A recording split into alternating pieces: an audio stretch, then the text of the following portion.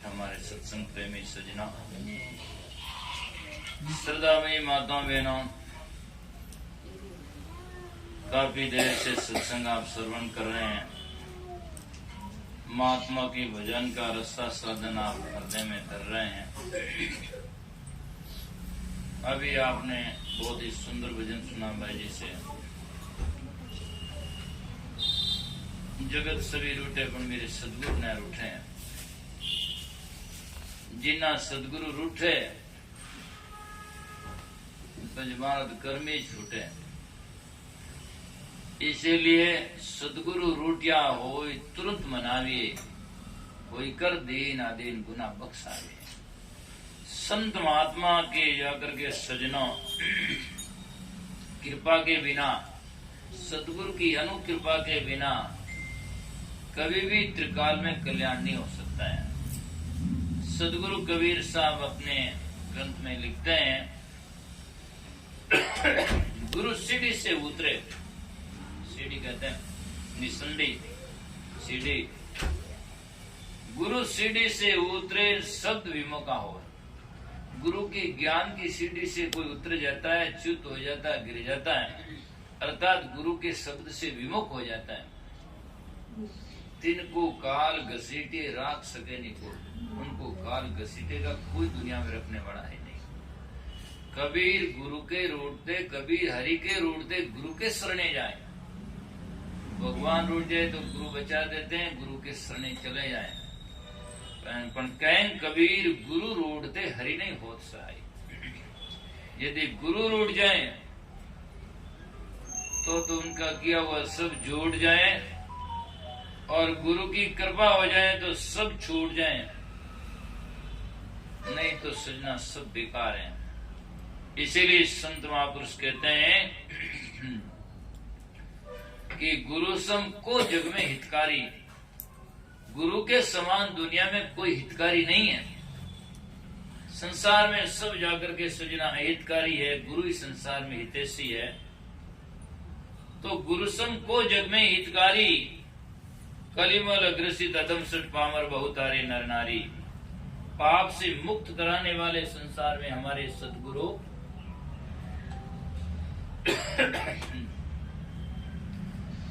दुनिया में संसार में सब सगे हैं, लेकिन स्वार्थ के साथ में उनके दिल में जगह हैं। और ज्यों ज्यों स्वार्थ टूट जाए तो सब एक दूसरे से दूर भग जाते हैं, कोई किसी के साथ में नहीं। तो भजन में बहुत ही उदाहरण अच्छे अच्छे दिए हैं। गुरु सम को जग में हितकारी, कलिमल ग्रसित अदम सट पामर। कलिमा ना पाप से छाया हुआ, अदम ना पापी, और कलिमल ग्रसित अदम, अदम ना पापी, सट ना मूर्ख। बहुत तारे नर नारी, बहुत नर नारियों को गुरुदेव उतार देते हैं। और वास्तव में सही बात यह है कि ऐसा सदगुरु हम मिला भवसागर के बीच, खेवट सबको खेवता, क्या उत्तम क्या नीच। खेवट जहाज में बैठने वाला यूं नहीं कहता तू चमारे कुमारे लुहारे सुधारे, ये नहीं कहता। और पैसे वाला है, कम पैसे वाला है, वो भाई बात नहीं पूछता। बस जहाज में बैठने की कोशिश करो और बैठ गए तो बैठो। कबीर सा की जहाज में उतरो बहु पारा, खेवण वाला खेवसी जिनके सिर भारा। आप तो संतों की जहाज में बैठो, महाराज के ज्ञान में बैठो, विवेक विचार से जीवन जियो, तो आपका जीवन सार्थक होगा। अन्यथा सजना जिंदगी खो जाएगा। अंत में भाई साहब जीव बहुत रो जाएगा, और मानव जन्म का तो बिल्कुल अकाज ही हो जाएगा। इसीलिए हरि माया त्रिभुवन कर फैलियो बहुदुख महाविकारी। हरि की माया त्रिभुवन में, स्वर्ग मृत्यु पाताल लोक में फैली हुई है। हरि माया त्रिभुवन कर फैलियो बहुदुख महाविकारी। और रवि करनी कर ज्ञान घन सुम तम अज्ञान प्रहारी। गुरु का ज्ञान सूर्य के समान है, घन के समान है, प्रकाश का पुंज के समान है। तो तम नाम अंधकार को भगाने वाला है। बाहर का अंधकार तो सूर्य और प्रकाश से चला जाता है, लेकिन भीतर का प्रकाश तो सजना केवल सदगुरु के ज्ञान से ही होता है। इसीलिए वाणिया में सदगुरु कबीर साहब ने कहा, कोटि चंदा होगी सूरज कोटि हजार, तिम्मर दो नासे नहीं गुरु बिना है घोर अंधार। भजन भी सुनते हैं, गुरु बिना घोर अंधेरा, सुनता गुरु बिना घोर अंधेरा। और क्या कहा मैं आज्ञा से तो अंधेरो ढूंढो हाल हमारो। यदि गुरुदेव नहीं मिलते तो हमारा क्या हाल होता। और संत दास जी महाराज वाणी में लिखते हैं, बूंदी होती संत दास जे सदगुरु मिलता नहीं। यदि सदगुरु नहीं मिलते तो बहुत ही खराब होती। बूंदी होती संत दास जे सदगुरु मिलता नहीं। ये बहुत जन्म का आंतरा भागा इस गौ माई। इस गौ में इस संसार में बहुत जन्म जन्मा का अंतरा था। बीच में वो आज टूट गया अंतर, बिल्कुल सदगुरु मिल गए। संत दास जी महाराज ने दूसरे साखी में यूं भी लिखा कि जाकर के संत दास संसार में सकल शिरोमणि संत, पूरे संसार के शिरोमणि है। मणि वो होती है जिसमें स्वयं प्रकाश होता है, और संत मणियों के ऊपर शिरोमणि है। तो इसीलिए कहा गया संत दास संसार में सकल शिरोमणि संत, पूर्व जन्म का बिछड़िया सोए मिलाया कंत। जन्म जन्मांतरों से हम जिससे बिछड़े हुए। कई लोगों की तो धारा अंधविश्वास है, कहते हैं महाराज से मिलोगे तो सब छुड़ा देगा, छुड़ा नहीं देगा। जहाँ से जन्म जन्मांतरों से छूटे हो उनसे जुड़ा देगा। और जो ये संसार में छूटने वाला है उससे संत कहते हैं पहले तो, बाद में तो छूटना ही है, जबरदस्ती छूटेगा। पहले प्रेम से छोड़ दो, विवेक से छोड़ दो, वो तो पछताना नहीं पड़ेगा, बल्कि जबरदस्ती एक दिन छूटना तो ही है। तो इसीलिए भागवतों की कथा तो आप सुनते ही हैं, जिसमें ये कथा का विवेचन आया है कि नारद मुख गुरु निंदा सुन हरि को की अति भारी, गुरु करुणा निदान पलक में 84 बहु टारी। नारद सरिसा शिष्य गुरु है मच्छी मार, ता सदगुरु की निंदा क्या पड़े 84 धार। देव ऋषि नारद जैसा होता है, और वह गुरु कालू कीर, मच्छी मारने वाले, पकड़ने वाले, बेचने वाले, उन गुरु की निंदा करते हैं और कहते हैं गुरु तो किया पण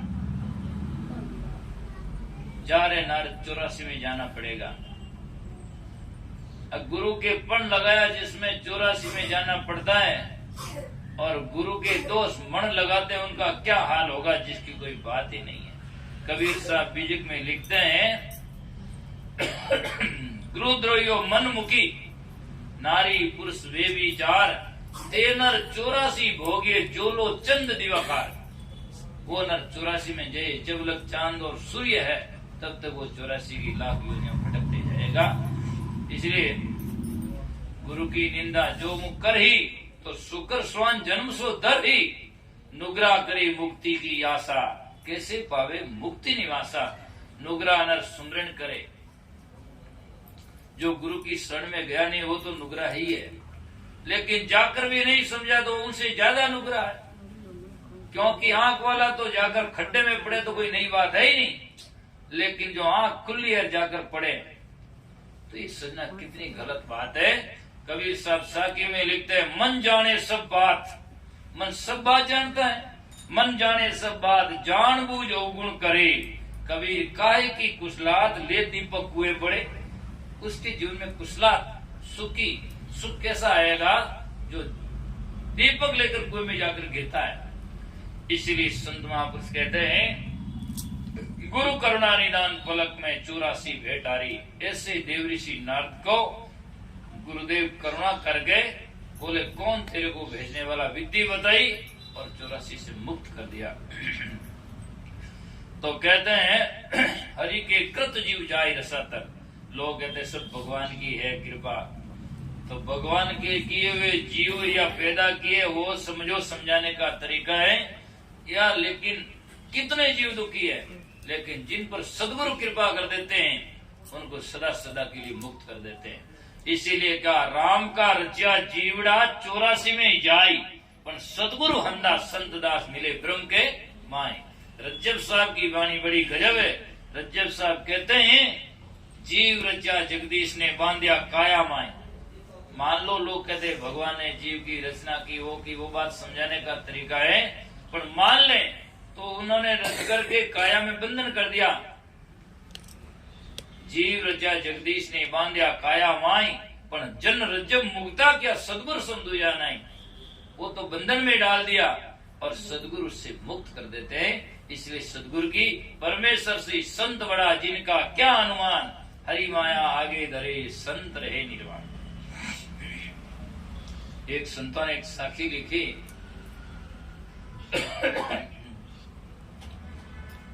और लिखा कि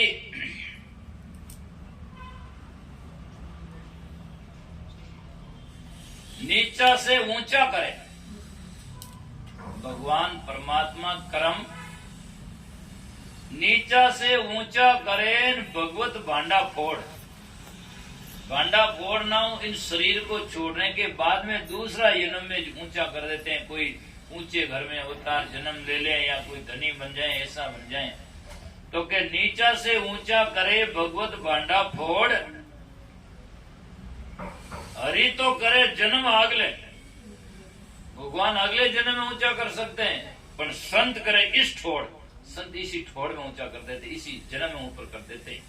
इसलिए संत की बात बड़ी निराली है, और संत के सामने सजना बराबरी उसकी तुलना में कोई नहीं। इसलिए पलटू जाप जैसे फक्कड़ महात्मा कहते हैं कि सब में बड़ा है संत, दूसरा नाम है, तीसरा 10 अवतार तिन्हें प्रणाम। सब में बड़ा संसार में संत ही है, और संत के बाद में तो सजना अंत ही है। और संत मिलेंगे तो दुखों का अंत आएगा, और नहीं तो सजना 84 में ये फिर जाएगा और बहुत ही पछताएगा। इसलिए गुरु की शरण में जाओ, तुम उतरिया चाहो पार, तो गुरु का ले लो शरणा। और शरणा लेकर के क्या करना, बदमाशी नहीं। कई लोग ये भी महाराज को माता सब सीख लियो,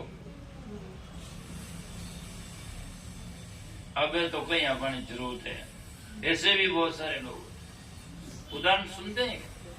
एक गुरुजी के पास में सुजना शिष्य विद्या शिक्षा, धनुष विद्या, युद्ध विद्या सीखने गया और सब सीखा, चलाना बुलाना सब सीख लिया, और कहा अब तो के बस मैं तो सब सीख गया हूं। तो उसके मन में अब मैं तो दूसरों से क्या है। उसने कहा गुरुजी मैं आपसे ही लड़ाई करूंगा। गुरुजी बोले ये क्या तरीका है भाई? क्या नहीं नहीं, बोले ऐसा मत करो। कहा नहीं मैं तो बाकी को तो सब जीत लिया, अब आपसे ही करूंगा। महाराज बोले भाई चलो तारी जजगी तो करो,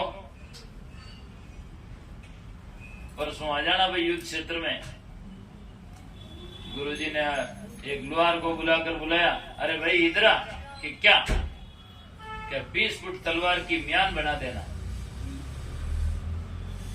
और चेला भी सुन लिया 20 फुट तलवार की म्यान। तो चेला ने सुन लिया महाराज तो गुरुजी तो 20 फुट तलवार लंबी लेना आई, यदि अपन 2-3 फुट लेना हो तो कैसे काम होगा। वह भी गया और सजना लोहार के पास में जाकर का 20 फुट की तलवार बना दो और म्यान बना दो। तो दूसरा लोहार था, उसने 20 फुट की तलवार और म्यान बना दी। म्यान ऊपर का कवर है और वो तलवार 20 फुट की उसमें अंदर में डाल दी। और गुरुजी तो बड़ी युक्तिदार थे, तलवार की म्यान तो बड़े 20 फुट की, मैं गाली 3 फुट की। और अब मेरी तरफ में देखो लंबी 20 फुट की खंदा माते धीरे से उठान लेना आएगा युद्ध क्षेत्र में। चलो भी वो भारी भारी उठान लेना आयो आन क्यों लो भाई अबे तैयारी है क्या? बोले हाँ साहब तैयारी है। 1 2 3 तथास्तु क्यों बन गए। गुरुजी तो 3 फुटाड़ी एकदम बस निकाल दी। 20 फुट निकाल जी तो देर लग जाए। फट निकाल 3 फुटाड़ी उसके गर्दन पर रख दी तलवार के, काट दूं छोड़ दूं। कह रहे बाप जी आप यदि मैंने बताई तो कोई नहीं क्यों आप मैं बताए दे दो, मैं तो बचाए दो, तुम मार ही दे दो। तो इसीलिए गुरु कभी भी सजना जाकर के पूरी विद्या गुरु का ज्ञान पूरा सीखना। सोच लें कि हम सब सीख लिया उनसे ले लिया, ऐसा मत सोचना। इसीलिए गुरु के सामने तो जितना विनम्र होकर के हम निकलेंगे और तो ही हमारा जाकर के सुधार उधार होगा और फालतू की बड़ाइयां करोगे तो सजना अहंकार से मरोगे और इस भवसागर से कभी नहीं तरोगे। क्यों जिंदगी का आगाज करोगे? इसीलिए जाकर के विनम्रता से जाकर के तो कहते हैं कि हरि के कृत जीव जात रसातल गुरु ते ले तुम्हारी। भगवान का क्या सब आज देखो भगवान की सृष्टि सब मानते हैं, लोग कहते हैं, लेकिन कितने आज एक भी आदमी सुखी नजर में नहीं आता। सबसे पूछो दुखी दुखी है, लेकिन जिसके ऊपर सिर के ऊपर सदगुरु ने हाथ धर दिया और हृदय को ज्ञान से भर दिया, वो इस संसार में सुखी है। न तो डर है, चाहे न उसके घर है, लेकिन बिल्कुल निडर जीवन जीता है। जाकर के सजनों, शस्त्रों की तो बात ही नहीं, वस्त्र नहीं है, फिर भी इतने निश्चिंत दिखाई देते हैं। और जाकर के सीना जिसको ज्ञानी मेलों में सोए हुए आदमी बड़ा ही दुख और टेंशन में जीवन जीते हैं, ये सदगुरु का उपकार है। इसीलिए देवऋषि नारद ने भी भजन लिखा, एक संत गाते हैं कि जाकर के सदगुरु उपकारी उपकारी, हमारी बिगड़ी बात सुधारी। बिगड़ी बात को सुधारने वाले सदगुरु बड़े उपकारी है। सदगुरु दयालु होते हैं और सजना उनकी शरण में जाकर हम दया का पात्र बन करके दया ले सकते हैं, अन्यथा नहीं। पात्रता के बिना तो वो दया रुकती नहीं, कर भी देंगे तो कहाँ है, बस कुछ भी नहीं होगा। तो इसीलिए कहते हैं कहीं न जात उपकार अनेकन, गुरु के उपकार कहे नहीं जाते हैं, कहे नहीं जात उपकार अनेकन। और श्रुति गाउत गुण हारी, हरि विरंची शंकर मुख वर्णी, गुरुपद की बलिहारी। अरे गुरुसम को जग में हितकारी। हरि नाम विष्णु, विरंची नाम ब्रह्मा और शंकर, तीनों देव गुण वर्णन करते हैं। तुलसीदास जी जैसे महात्मा होते हैं और वे लिखते हैं गुरु बिना भवनी तर ही न कोई, जो विरंची शंकर सम होई। चाहे रामायण उठाओ, चाहे भागवत में घटाओ और चाहे किसी महात्मा की वाणी उठा कर देखो, बात एक ही है। एक दीन दरवेश साहब संत हुए, उन्होंने एक भजन लिखा, गुरु जैसा दाता और आया नहीं ध्यान में। वेद और पुराण में, वेद और पुराण में, हिंदू मुसलमान में, और गुरु जैसा दाता और आया नहीं ध्यान में। गुरु जैसा दाता मुझे किसी ध्यान में आया ही नहीं। चाहे वेदा में देखो, चाहे पुराणा में सुनो, चाहे सजना कुरान में पढ़ो, लेकिन गुरु तो गुरु ही होता है। जोगी तो गुरु जबे जंगम शिव ध्यावे, अरियंत अरियंत सेवड़ा कोई पार नहीं पावे। गुरु जैसा हरिवंशी शंकर मुख वर्णत, गुरुपद की बलिहारी। अरे गुरुसम को जग में हितकारी। भगवान कृष्ण का प्यारा भगत उद्धव है और उद्धव ने कृष्ण यूं समझावे, और कर्म से मैं वश नहीं बहु मने सत्संग भावे। आदि व्याधि जीव की मिट जावे, सत्संगत के माई। और कृष्ण देव उद्धव से भाग्यो, सदगति गुरु बिना नहीं। कृष्ण देव उद्धव से कहते सदगति गुरु के बिना नहीं है।